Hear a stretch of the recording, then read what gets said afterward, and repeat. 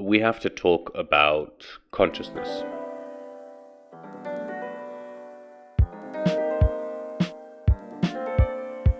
Our life is actually a midpoint between the two deaths. To use the sexual energy in order to achieve enlightenment. The three-dimensional spiral shape encoded in our DNA, in our biology. Hello once again, one and all, to a brand new episode of the Discomfort-Zone podcast. I'm as always Olev, here with you again. And today's an exciting episode, as those of you who follow the show will know. Today we start our third series, I think for American, right? And we're going to start talking about Gerald Clarke today. So I'm very excited about that. We're going to get into it. But before that, I can see in chat we have Crimson Clad. Welcome. His Dudeness. Pleasure to have you. I think it's your first time. I can't remember seeing you here. So welcome. And Rondon. Yes. Who would have believed it? I think, and I really should have verified this before. But if I'm not mistaken, I'm just checking this now. We are approaching our 60th episode. I think we're on 59 with this one. So, it's exciting. It's coming along. I have to say I wasn't sure how long this would go when I first started over a year ago now, right? I think so.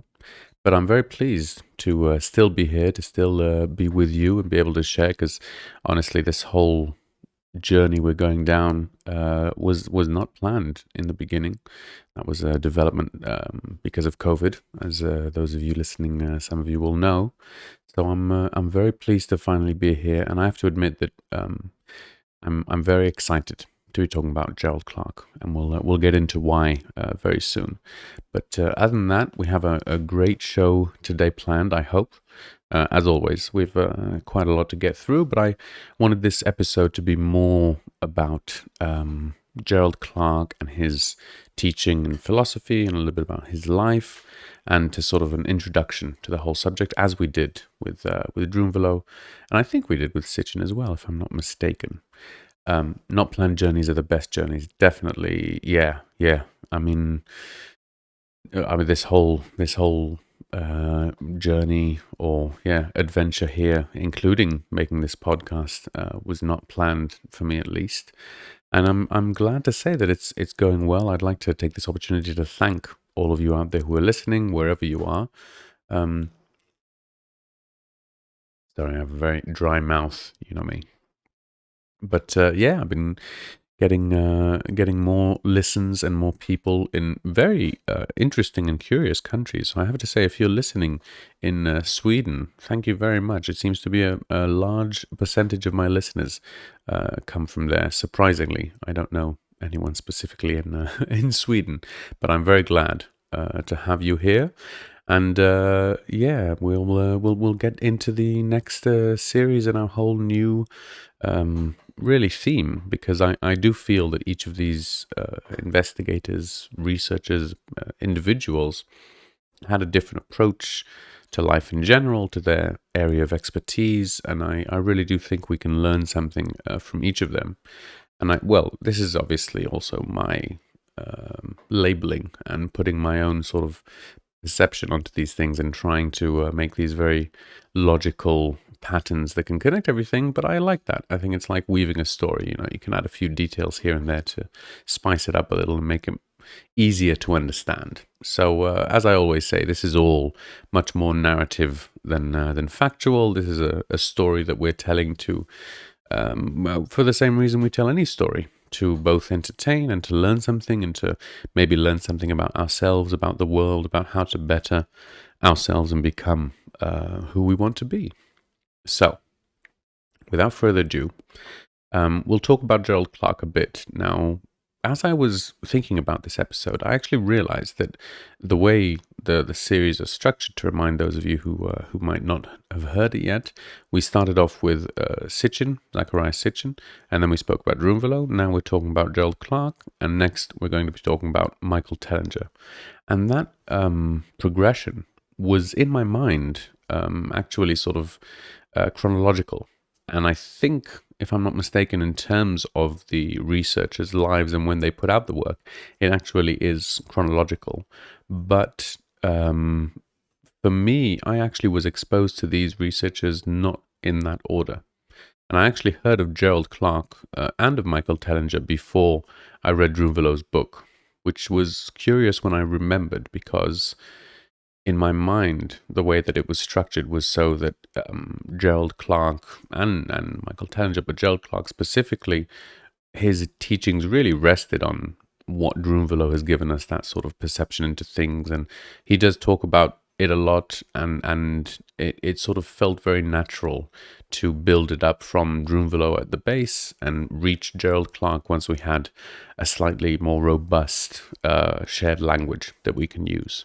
And so it was just a curious thought that, although it wasn't how I was sort of introduced to these things, when I didn't actually remember that until I was thinking about it, because in my mind I'd already organized them in that sort of procession. And the reason for that, and I wanted to share it with you because I thought it could help us also to understand and place Gerald Clarke in terms of where we see him in our narrative. As we've mentioned a few times before, Sitchin is sort of the academic and scientific and as sort of rigorous, logical research as can be made about alien astronauts. And his work really is unique, I think, amongst most most people who theorize about these things. His work is much more closer related to researchers in the field of archaeology or of civilizations. And among them, he obviously does take far more liberties with his interpretations. He would have to in order to reach those conclusions.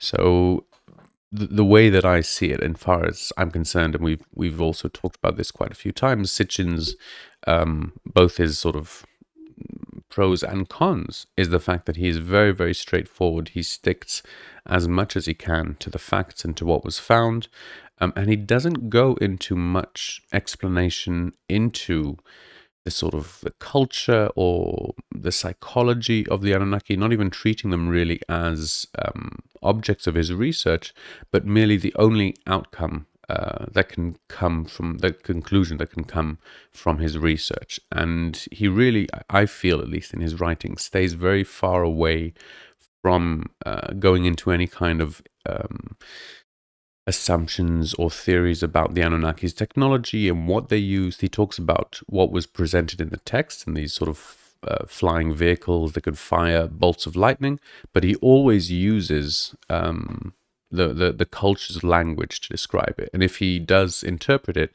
he keeps it very limited to our understanding of technology at this point today. And that's very good. I think that was sort of what he meant to do and what he was trying to do, was to remain as close to the source as possible. But then we have Drunvalo, and Drunvalo is on the opposite side of that spectrum. Drunvalo doesn't nearly rely on any facts or research, or doesn't really mention archaeological sites. He mentions sacred sites quite a lot, but he always talks about his personal experience in these places, or the personal experiences of teachers who have sort of conveyed to him that information. And so on the completely other side of things, he's very, very intuitive and very much more theoretical, and admits to it, obviously wears it on his sleeve, doesn't conceal it, or from the beginning of the book, from the introduction, you read his story as this is my experience, and it's not an objective presentation of the facts. It really is sort of, here's what I think. And that's a different style, again, for getting this information across. And I do think there's a lot to learn and to see from both of these sides. And I've as I researched these subjects and read various people, you can sort of divide into this dichotomy of those who are more research-based and leaning, and those usually tend to research the areas of politics and the monetary system and the history and like the monarchy and those things which are sort of more, I would say, scientific and less, I don't know, let's call it mystical or energetic. And then on the other side of the spectrum, you have sort of people who, shall I say, claim to be communicating with beings or have experienced, aliens or had various kinds of experiences that would seem to defy the current perception of science. And they have a very, very different sort of area of researching more energy and all of these mystical concepts like auras and, all the things we've been talking about basically with Drunvalo. And so that's why, in my mind, it very clearly fit this model where, having covered the two opposites that we've spoken about also in the four, we can now, sorry, not the four, when we have the first stage of completion and the second stage of duality, when we combine the two, we get something new. And that third sort of the Holy Trinity, in my mind, is Gerald Clarke. And Gerald Clarke does an excellent job, as I've mentioned, obviously, of bridging these two very distinct and sometimes, dualistic worlds, and being able to find not only the common thread, but really a perception that's able to encapsulate all of this research in one worldview. And so when I was going over the book and reading it again and sort of refreshing everything in my mind, I was struck, as I'd sort of forgotten, by just how quickly Gerald Clarke begins his book, and his first book on the subject, it's called The Anunnaki, with talking about Sitchin and the whole history according to his books. And obviously, he gives his own sort of wording for it, and he chooses, he actually quotes a lot of the Old Testament and chooses his own way of showing these things. But nevertheless, and he obviously mentions Sitchin by name quite a few times, it's so clear to him that the first most crucial part of this investigation is to start at the beginning and to start with Sitchin, who was really one of the first, if not the first, serious researcher to do this. But as I carried on into the book further, he obviously comes to deal with very mystical, energetic topics, and I wanted to talk a little bit about that side of his life, as it were. And so Gerald Clarke actually began as a trained electrical engineer. And I've told you this before, but I have a special affinity for electrical engineers. I think seeing the world through electricity and understanding that force of nature gives a very different, a very unique perspective on the world. All of the, well, not all maybe, but a lot of the electrical engineers that I know of and have met have been very interesting people to talk to. And so he was an electrical engineer, and in fact, a good indication of who he is and how he thinks is what he decided to research for his thesis. And I believe this was, I can't actually remember if it was a second degree or at what point in his studies he did this, but the subject he was actually studying in Hawaii for some reason, as that was his student exchange, I think, for a semester. And as part of his thesis, he decided to research the human frequency, really and truly. So the human frequency being some kind of measurement of the energy. And in his mind, the sum total energy of the human existence, I would say. And so obviously the first factor of that equation is the human body, which is mass, and that's energy at a dense state. But on top of that, there's all of the sort of electrical energy. And that's the way we view that is mainly through the sort of our brain readings of encephalographs and different ways of detecting the brain, the electrical frequencies inside the brain. And then in his view and how he saw it, there was also this sort of the chakra system, which is an emotional energy. And he was trying to discover a way to factor in and measure each of these different energies and to come up with a formula that would actually show the relationship between these different parts. And it's very interesting. If you want, I won't go into it because it's very mathematical, and I wouldn't do it justice anyway to try and explain it. But it's in his book, and he talks about it. It's a very interesting subject. I don't know how he got his teacher to agree for that to be the subject, but he approached it as an electrical engineer measuring electrical energy. And so, in theory, as far as we know, it should be possible. And so he actually included Einstein's famous equation, E equals mc squared, in order to sort of factor in that relationship between the energy states, or the different energy states that are in the body.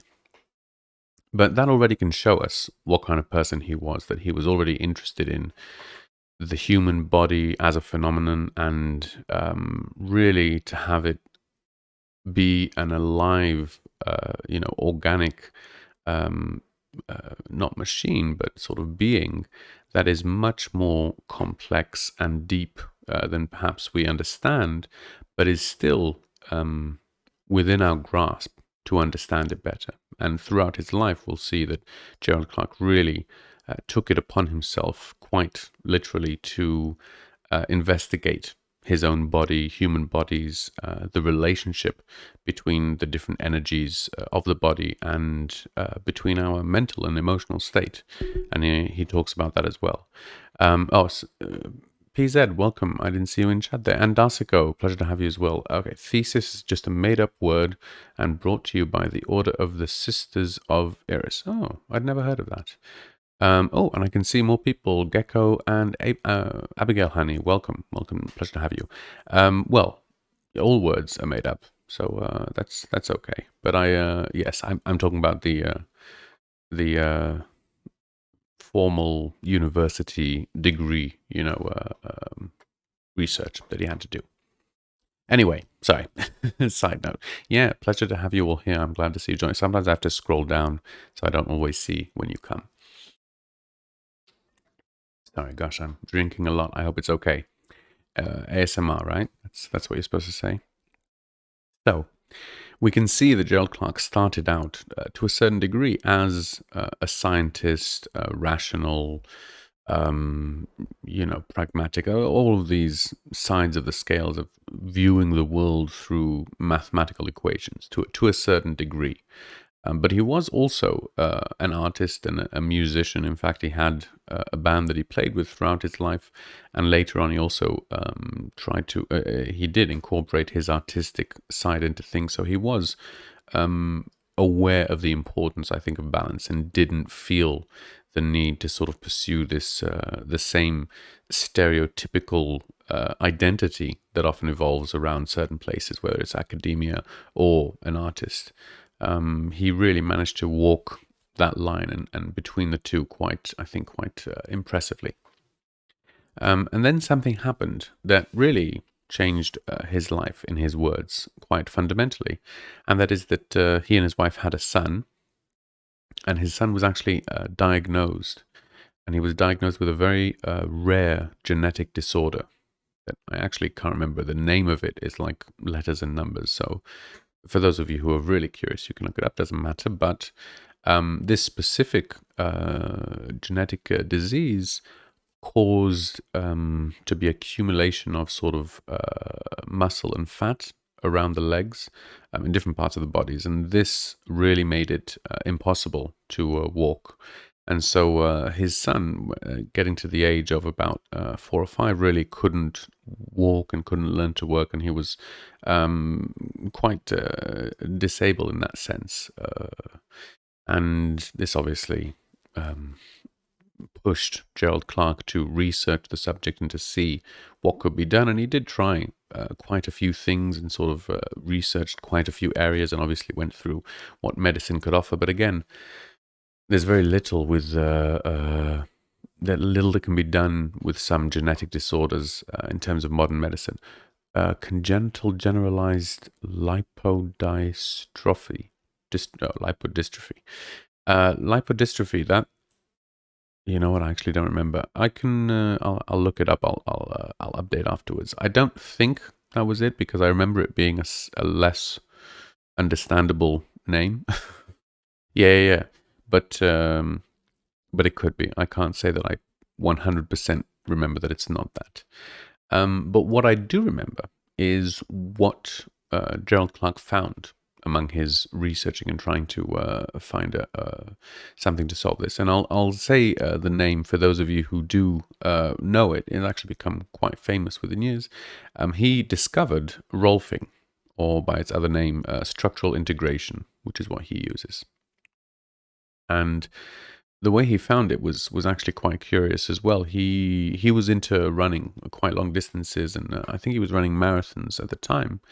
And one of the, I think it was the New York Marathon or something like that. He was there, and he suddenly saw this runner, and being a he was very very into training, and he was actually a fitness trainer in the army when he served, and he was very aware of sort of the physical side of things, and he saw a runner who had this really perfect stride and posture, and the way he just held his body really caught Gerald's eye.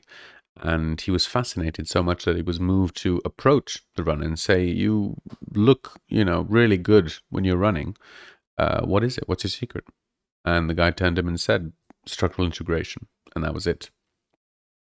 And so he started researching this subject, and it really became a huge part of his life. He became a not a practitioner, what do you call it? A therapist, structural integration therapist, and worked in it many years, and actually trained other people as well. And so, there was a Rolfing place near me, and this name always made me laugh. Yeah, I had no idea what it was. So interesting. I'll actually start with that because it's a very interesting subject, I think, that isn't quite. I don't know. Gerald Clarke was very, very much in favor of it. I must admit and say right from the beginning that I've never done it. It's relatively a little expensive for me. I have looked into it, but it's a rather expensive treatment, and it is supposed to be 10 sessions. And so you usually buy it as 10. So, no. No. Yeah, ROFL is something else. Rolfing comes from the name Ada Rolf, who is the actual originator, inventor of this methodology. And Ada Rolf was a woman in around the 1950s and 60s. I can't remember exactly. But she also had a son. And he didn't have the same disease that Gerald Clarke's son had, if I'm not mistaken. But he also wasn't able to run and to use his body properly, and this sent Ada into researching. And she came up with a very ingenious and simple way of viewing the human body. And in fact, one of the ways that she would present this with a model would be she would take marbles, and she would attach them with rubber bands to sticks. And she would present the different ways that the muscles and ligaments connect with those three sort of simple parts, and showing the integration, or the way that all of these pieces interact together. Sorry, Ida. Why do I keep saying Ada? And that's my pronunciation. Yes, Ida Rolf. Anyway, so that is, first of all, the name, where the name Rolfing comes from. It's actually her last name, and it caught on after her. She sort of trained, I think, the first 10 trainers, and then, like on a lot of these systems, that's how it grew. Structural integration is, I think, the official name that she gave it. And it's a very interesting thing. I don't know how much is from the actual Rolfing community. Well, at least I think Ida obviously was very much aware of how the system worked and why it was so unique in that way. But it's something that I've not often heard outside, and Gerald Clarke really does a great way of explaining the core principles. And so I wanted to share his perspective. Hang on, I want to see this. Okay. I'll have to check it afterwards. So the way he viewed this whole concept of structural integration was that we have to look at the human body as interacting with gravity. And so gravity has this very clear, straight, vertical line that's pulling down. So if we can imagine this vertical grid, we have to see the human body inside that vertical grid. Now, I'd have said that when we are born, everyone is born with these sort of the moment that we actually exit the womb and sort of come into the air for the first time, our muscles sort of, to some extent, solidify and tighten. And the places that they tighten are sort of random. It's just something that we come out with. And those obviously very, very minute differences are sort of frozen in place. And the place, as it were, the layer that they are active is the fascia layer, which is the layer of white that sort of surrounds all of our internal organs and muscles and everything else. And that is the layer that structural integration deals with. So we have these sort of contractions, as it were, not contractions, but it's actually frozen into this position and stays that way throughout our life if we don't do something to treat it. Now, part of the way that this affects us is that depending on the position of whatever the certain muscle that's tense is, that asymmetry, the lower down the body it starts, the more it will affect going up. Now, again, this was in the 1960s. Today, a lot of this stuff is common knowledge, and we're all very much aware of it. But in case you're not, or for me at least, there was also another addition when I'd read this. When we're holding our body, if I have a bad knee, it might not necessarily hurt me in my knee. It might very well hurt in my neck, because as I'm standing, if my knee is slightly off, my whole body will start to align itself according to that. And so the top part above the knee starts aligning one way to counter it, and then the part above that has to align the other way to counter that, and it goes up and up all the way as we're trying to build this sort of wonky tower. And that's pretty much the posture that everyone has when they're not using their body correctly or correcting this posture that we're given, as it were. Now, I do want to say right off the bat, I don't think rolfing is the only method. In fact, I've never done it, and I don't in any way think that it's specifically or necessarily better or worse than anything else. I don't really deal in that sort of comparison, or try not to. I do think it's an interesting system. I think it's got something that we can learn for those who haven't thought of these things. Is it because the chakras settle right when you touch the air? I hadn't heard that, but that's a very interesting point. That actually does make a lot of sense. In fact, I'm going to see if I can find something about that. I love crossovers, and Ida doesn't talk about chakras at all, and vice versa. I haven't heard many yogis talking about rolfing, so it'd be interesting. Okay, I think I have one leg slightly longer than the other. I can feel it in my hip after walking for a long time. Yeah, isn't that Reiki? What, the chakras? Or Reiki is just, well, not just, sorry, but Reiki is energy work. Reiki is when you don't actually touch the body, and you use the energy instead. Rolfing is the extreme opposite. And so, because the place that they're working with is the fascia, which is a very deep layer, the massages, these are actually massages that are done, are very, very, very deep and said to be often quite painful. I, again, have never experienced it, so I can't say for my own, but the word is that these are very unpleasant and relatively painful experiences compared to massages. And this is because it has to go into that very, very deep layer. And it's a very interesting massage in general. Beyond that, and the way that it's talked about, Gerald Clarke actually mentions it as having, if you think about an injury or trauma happening to a certain part, in a way, this is sort of frozen in place. And so if our muscles, for example, contract or overworked, then what we have to do is we have to release them. And that's what the massage really does. That's what all massages are supposed to do. And so there's a few ways to really release that tension. One of them is heat, and one of them is pressure. There are a few others that I can't actually remember right now.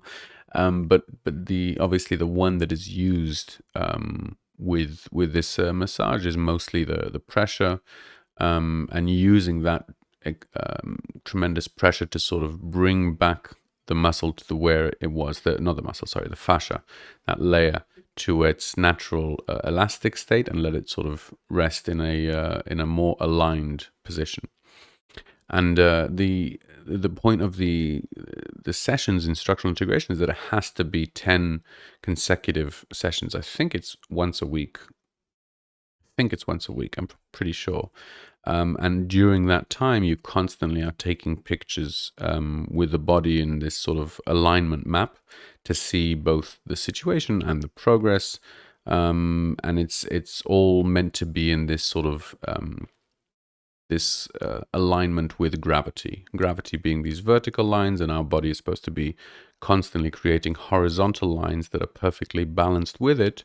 And when you are, or it's said to be that when you are perfectly aligned with gravity in that way, you actually don't feel the weight of your body or your head or all of these different parts, because your muscles are no longer holding it. It's actually our bone structure that's carrying most of that force that's pulled on by gravity. Okay, let me see. A Cairo might be able to fix. Oh, this. Get Rolf, yes. Yeah, there's quite a few now. Definitely, I'm going over chat, but a lot of it is just small jokes. So we're skipping to the end. Yeah, chiropractors is a chiropractic is a very, very different thing, because what do you call it? Chiropractic? Is that the noun for the thing?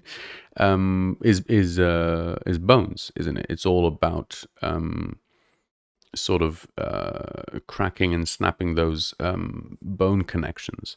So it's just a different part of the body. And again, yeah, as I said, I'm really not trying to claim that structural integration is any way better than others. Personally, I think this was said by Ida Rolf, that these states that we get, sort of that the fascia is frozen in when we're born, it cannot be cured with anything other than this deep tissue, deep fascia massage.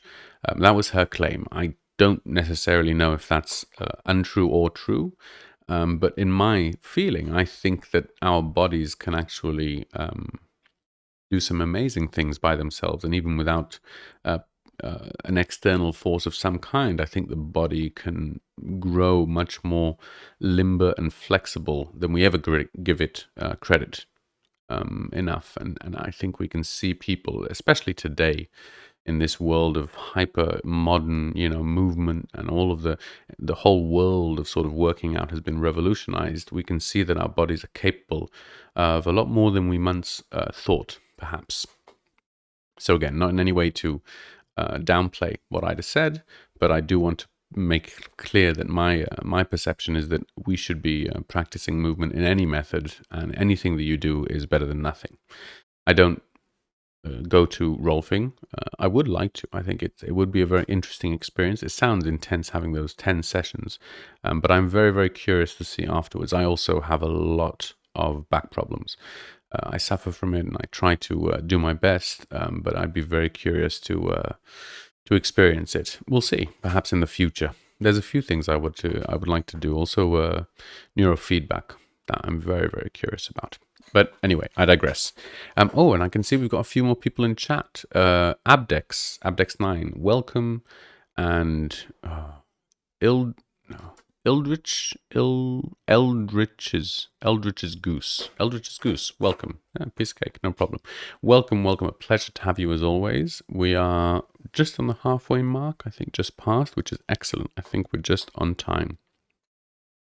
So, the last thing that I wanted to really bring up and talk about, well, for those who don't know and are listening to this first time, it's always hard because I've got the people I know who are listening, who are here in chat, and most of you I sort of recognize, and I don't I don't necessarily think you have memorized everything I have ever said. I certainly haven't, but I do assume that sort of a lot of it that's already been said, I don't want to repeat it and go over it. But at the same time, for those who might be listening for the first time, I don't want to just assume that they know everything to begin with.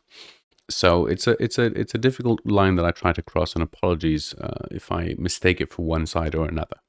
But all that is to say that, as I had mentioned a few episodes back, Gerald Clarke actually passed. He passed away this year, right? It was in, oh, I can't even remember when it was. I think it was in February. Anyway, not long ago, by any means. And apparently, well, I didn't know this just before, but he suffered from cancer, and he passed um, relatively quickly. He obviously, being the man that he was, tried many different treatments and things, but ultimately they didn't work, and he passed on. And I was thinking about this a lot, and I wanted to talk about this because I thought it would be quite interesting. Oh, hang on. Wait, he said, I had a neurofeedback game. Yeah. Oh, Journey to the Wild Divine. Wait, you had a game with all of the sensors, or just the game sort of on your phone that you could? Because yeah, technically neurofeedback could be a lot of things, but let me know. Um, After my car accident, one of my legs was impacted into my hip and was shorter than the other. I went to a chiro and physio for the better part of 4 years. Really made the difference. I'm so glad to hear. But man, the noises my body made with a chiro. Yeah, yeah. There's some great. I don't know if you're into this. Probably not. But one of my sort of weird YouTube fetishes is chiropractors. This is a big thing. People like chiropractors whose YouTube channel is just filming people with these intense sessions of chiropractic. Anyway, it's interesting to watch, and what's interesting there, and what Gerald Clarke mentions, which you know what, I'll talk about this just before, is the emotional side of things. People have a real emotional outburst, very very similar to the ones you see with people doing breathing exercises, or different kinds of rebirthing, or even sort of just dealing with suppressed trauma of any kind, these outbursts of emotion, uncontrollable outbursts, which you see in the chiropractors as well, of people sobbing or yet laughing. And this is something that Gerald Clarke talks about quite a lot when it comes to structural integration, is that yes, you have a more aligned body, you feel better, you can breathe better, all of the things that have to do with our physicality. But beyond that, he noticed a tremendous change to his mental and emotional state. And he said that he felt not only sort of physically better, but really he could think more clearly. He was sharper. He was sort of less, lethargic, and more energetic, and more hopeful and happier, and all of these things which, I think for most of us, when we think of a massage or a chiropractor, all of these things, we don't necessarily consider, or vice versa, in my case, if we might need treatment for a physical ailment, we very rarely, or I very rarely think of the emotional implications as well of suffering with that instead of going to have it treated in some way. I'm pretty notorious. I think everyone, being an old man that I am now, I think there's this stigma which people sort of leave medical problems sometimes longer than they should, or have a tendency to not want to treat it. But if I were considering the emotional side of, well, maybe that's what's giving me harder days, or making it easier for me to lose my temper, or making me more tired, or whatever it is, be more motivation to treat it. I must say, having said that, I am trying. The last few days I've been managing to actually get my workout done, and do a bit more with my body. So I highly recommend it. And I hope I keep going. I'll let you know as I progress. But regardless of all of that, or in addition, I should say, as I said, Gerald Clarke actually passed away from cancer. And this is always an interesting subject for me. When someone, in my mind, who is not only a good person and sort of tries to, be the best person he can be. And a lot of people obviously have a persona of some kind, and behind them, behind the scenes, you suddenly find out that they were not as legitimate as they may have presented themselves. But with Gerald Clarke's case, as far as I know, and he really didn't become tremendously successful and wasn't as tempted, I think, as some people can be. He really did constantly want to better himself, better the people around him. He was never nasty or mean, or he wasn't dismissive of anyone, from all the people that I heard. And he talked with various different people as well. And he was really a kind man. And obviously, on top of that, he was a very, very intelligent, learned man who took care of his body, who took care of his mind, who tried to really treat this experience as a sacred experience and to do whatever he can to make it the best experience possible. And so whenever I hear about someone like that getting a terminal disease and in fact dying from it, it raises a question, which in itself is, I think, rather strange or odd. I have come to think that, following him as one example, another one of my great teachers, Alan Watts, for those who know, was actually an alcoholic, and he died from not alcohol poisoning, but from alcoholism, I should say, related disease.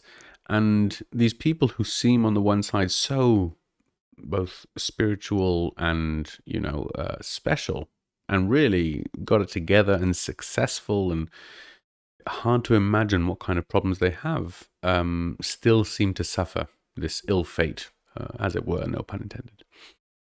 And this reminded me of a verse from, I actually thought, I thought it was from the Old Testament, but upon looking into it, it's actually from the Talmud. I think that's what it's called in English, right? The Talmud. This is sort of the learnings of the learnings of the learnings. It's pretty far down the interpretation road, Jewish trail.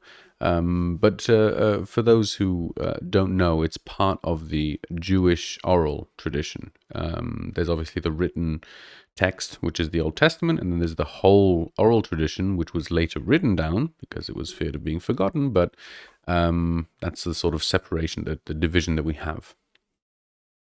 And within that, I'm not going to get into the whole story because it's also quite long. But there arises this question of how can it be that there is, and I'm butchering the quote a bit, but righteous men who suffer evil, and wicked men who gain riches. More or less, that's my free quote. In the original Hebrew, tzaddik veralo, rasha vetovlo. And so why is that? How can it be in a place, in a world where, it's supposed to be a good place, fair place with morals and all these consequences? How can it be that we still see some people who are so good suffer tremendously, and some people who really we would think deserve something a little worse seem to be quite successful? Somehow in our day we seem to be seeing more and more examples of this. And I felt that this was a good place to ask that question, given my feelings towards Gerald Clarke, and really, honestly, my sorrow and disappointment in the fact that humanity and myself personally won't be able to enjoy any more of this man's research, books, podcasts, is his mind, basically. And obviously, I mean, that leads the question of, well, what does that say? That says that for the amount of time that he was here, it sort of wasn't enough. And I was expecting him to have more time. And that comes from this idea that we have this correlation between trying to be good people and earning a benefit from that. Trying to be a good person so I don't get ill, or trying to be a good person so I'm successful, or, trying to do the right thing, but perhaps maybe for the wrong reason. And I don't mean that in a negative way, that the wrong reason is immoral. If you're trying to be a good person, it doesn't matter what the reason is if you're acting nicely, If you're really hiding the fact that you're an unpleasant person and you're just pretending to be nice, that's another thing. But if you're, pretending by constantly doing the right thing, you're not really pretending anymore, you're actually doing it. But even so, we have this thought. It's obviously something that's talked about in many places. I think the end of House, for those who know, was also where Wilson, the best character, the one who was always doing the right thing, was the one who got cancer in the end, instead of the mean doctor who was always horrible to everyone. And it just made me once again think of this idea of life and death, and what that whole equation means. How do we make sense of it? And for my mind, at least, this is the way that I try to see it. Accepting death as a natural part and an inescapable outcome for everyone. It really comes down to what we do with this lifetime and the sort of not potential, but the lessons that we can learn with this current identity, character, body, persona, etc. And for me, at least, I mean, I can sit here all day and say, well, Gerald Clarke could have lived another 30 years and given us a lot more, another 50 years and given us even more. And that would have been better. And the fact that he went away so soon means that we lost out on those things that he'd give. But that's still a very narrow viewpoint, still a very sort of selfish, or I should say egotistical, in the sense that it's surrounded around my ego and my perception of it. But if we really do manage to view, as Gerald Clarke did in honor of his memory, really manage to view life as a single occurrence that happens again and again. And each single occurrence holds weight and is valuable, but is always going to be part of something much larger. And to see whatever period of time here on Earth, and we can get into very dark and sad realities that are happening around the world of people going long before what we would call their time, with air quotes. But nevertheless, if we look at nature, things are even worse. And, you know, the multiple offspring are a result of most of them not surviving, period. Not even, you know, hours, let alone years. And this seems to be just part of how life is. Some lives are obviously very, very long and not enjoyable and unpleasant. And perhaps even some people wish that that existence would be shorter. And then other existences which seem to be very, happy and fruitful and enjoyable seem to be cut short. And it seems that the length is not what is important here. I do believe that we have sort of things to do and a certain time to do them, and time is a certain, a certain element. But I really am trying to constantly remember the fact that there is nothing to fear about death when it comes, because it will come whenever. And if it comes in 50 years, some people might be more ready and say, well, I've lived a long life. But a lot of people don't feel ready ever, even when they reach their time, according to other people. And some people feel that they're ready to go even before they have reached their time in our eyes. It seems that the length of time is not something that we need to focus on as much, in my mind at least. I try and focus, at least now, more and more on really trying to use whatever time I may have here to the best that I can. Not always easy, has to be said. And there's quite a lot of prioritizing to do when you're really considering that it's a limited amount of time. But nevertheless, I really do try and live my life constantly with this. If I die tomorrow, what would I do differently? And there isn't much that I would nowadays. In my past, wow, if I knew today if I knew when I was 15 what I know today, then things would be very, very different. But definitely today, I do try and take things a little more easily and accept our fate as one that none of us can escape, not even the greatest gurus and yogis and other spiritualists. And we'll see, because we can see a lot of people who are still alive today who it might surprise us. And we'll leave it at that. Okay, how are we doing for time? Oh, not bad. Okay, I got it pretty good this week. Is there anything crucial in chat that I've missed? Let me see. Wait, PZ, you Jewish? I'm curious. What made you think he was Jewish? Just out of curiosity. Was it? I can't see anything that he said. No, all of them. Yeah. Okay, there's nothing. Yeah, Gerald Clarke. Well, no, you're amazing. Yes, Gerald Clarke. He has an audio CD. Yeah, and if if you're gonna buy, no offense to him, but just let's just say I think he's a much more impressive researcher and author than artist. Let's just say, but that's my personal inclinations. Um, okay, I'm aiming for Alan Watts' Hell. Want to be some of the cool people. Yeah, definitely. Well, it's Alan Watts and Robert Anton Wilson left his family with crippling debt, and a lot of these people had this persona that's maybe today more than ever easy to cultivate, and everyone seems to have this persona, and we still believe it. Isn't it crazy? I mean, myself included. We all know that what's posted on social media isn't the reality, and however we want to look at it, it just isn't.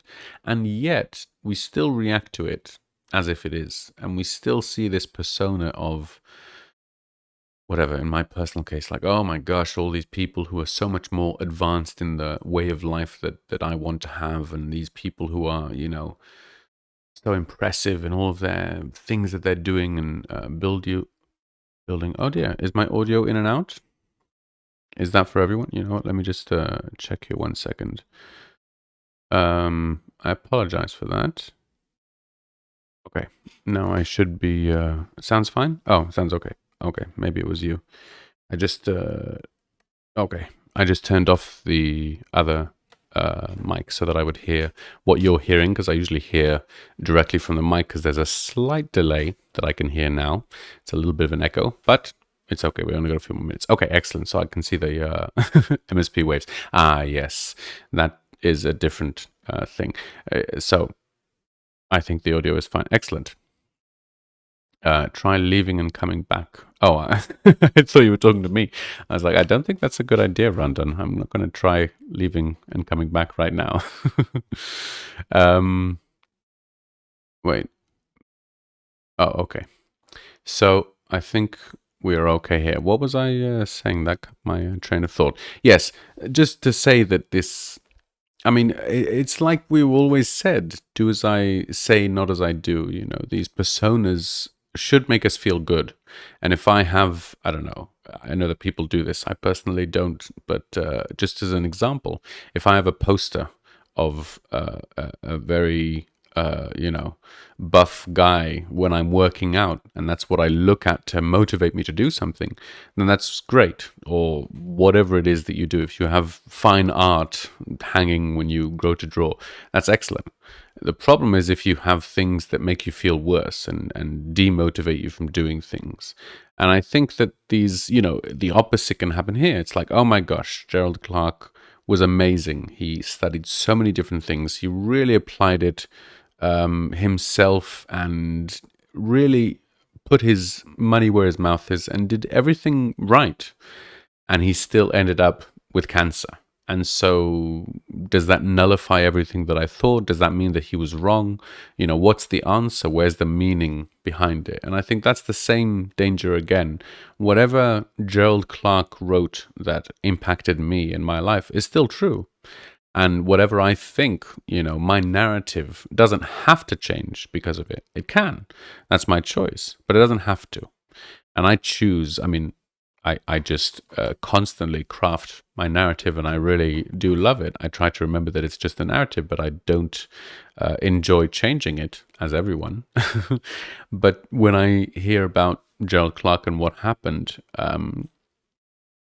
obviously, I also don't know him personally. I don't know what the circumstances surrounding it. I don't know anything beyond what his lovely wife shared.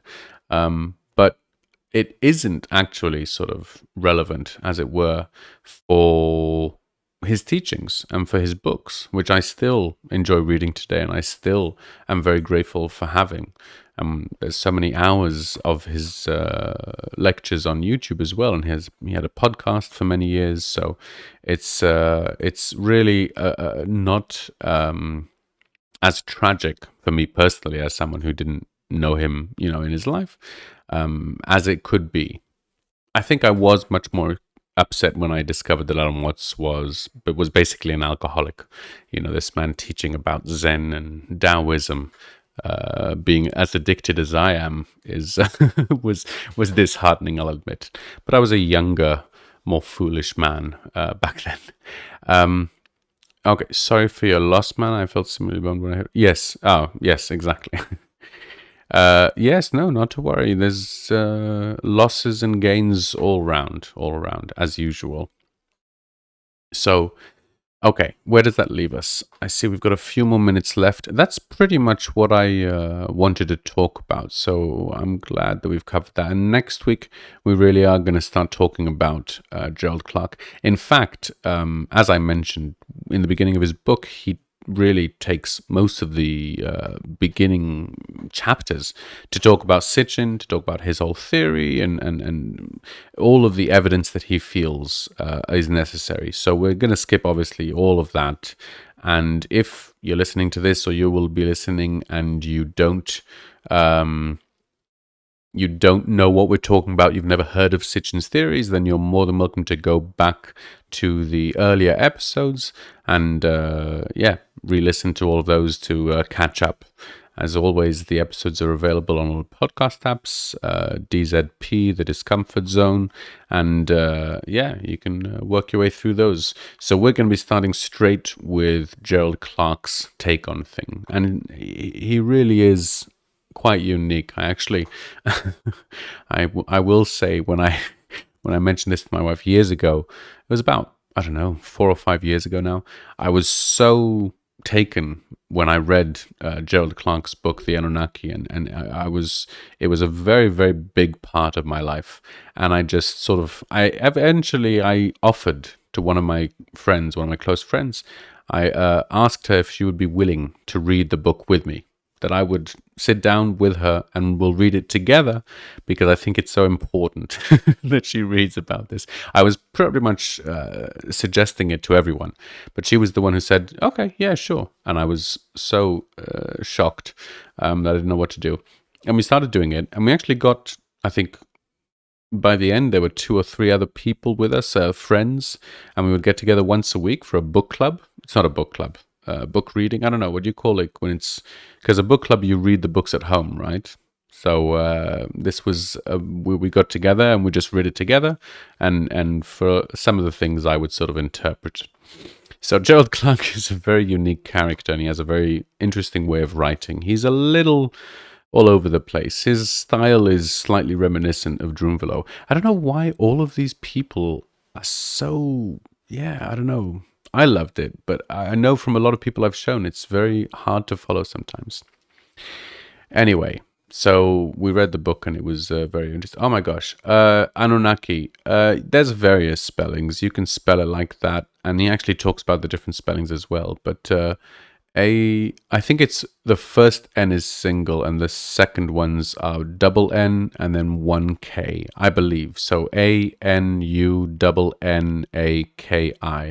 Anunnaki. I think that's it. You should be able to find it. The Anunnaki. That's the name of his book. So check it out. If you've never heard of it, it's a great read. It really, for me, and I'd come to a lot of this with prior knowledge, and that certainly doesn't help. He's not really a good beginner's book, I think. He does sort of jump into the deep end. But for me and where I was, it was absolutely perfect. I got a lot out of it. Okay, so No Babylon is actually Sumerian cuneiform, so we're not really sure about the pronunciation, but that's the sort of phonetic writing that we gave it. Yeah, Anu, Na, Ki, depending on where you break up the words, but those who from heaven came, or from Anu. Anyway, so great to have you here. Wonderful to be here for another episode. Thank you so much for joining. And I can see the post up isn't on afterwards, I'm afraid. So that's it from me. I hope you enjoyed this episode. I will be here next week again for another one. And until then, have a great week, a wonderful time. All the best. Bye.